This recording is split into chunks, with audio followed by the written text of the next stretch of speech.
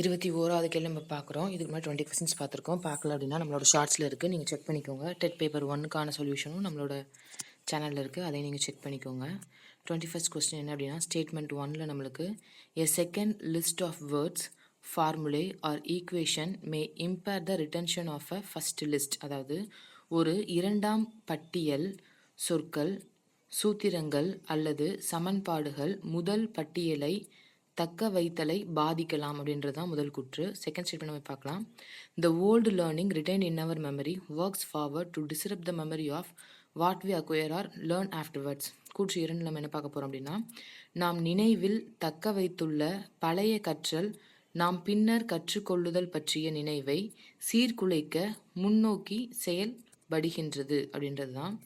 இதில் உங்களுக்கு எது சரியான பதில் அப்படின்றது தான் கேட்டிருக்காங்க. இதுக்கான சரியான பதில் option C, both 1 and 2 are correct. அதாவது கூற்று 1 மற்றும் 2 ரெண்டுமே உங்களுக்கு வந்து என்னது சரியானவை அப்படின்றது தான் இதுக்கான சரியான பதில். அடுத்ததான் நம்ம பார்க்கலாம் 22வது. இதுவும் கூற்று காரணம், கூற்று 1 2 அதுதான் நம்ம பார்க்கலாம்.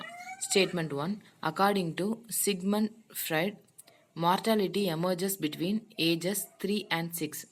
சிக்மண்ட் ஃப்ரைடின் கூற்றுப்படி நெறிமுறை 3 முதல் 6 வயது வரை வெளிப்படுகிறது. அதாவது ஸ்டேட்மெண்ட் 2ல என்ன சொல்கிறாங்க அப்படின்னா, the period between ages 3 and 6 is when Oedipus and Electra conflict arise. 3 முதல் 6 வயது வரையிலான காலகட்டத்தில் எடிபஸ் மற்றும் எலக்ட்ரா மோதல்கள் ஏற்படுகின்றன அப்படின்னு சொல்கிறாங்க.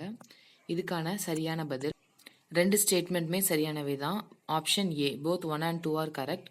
கூற்று 1 மற்றும் 2 ரெண்டுமே சரியானவை அப்படின்றது தான் 22வது கேள்விக்கான சரியான பதில்.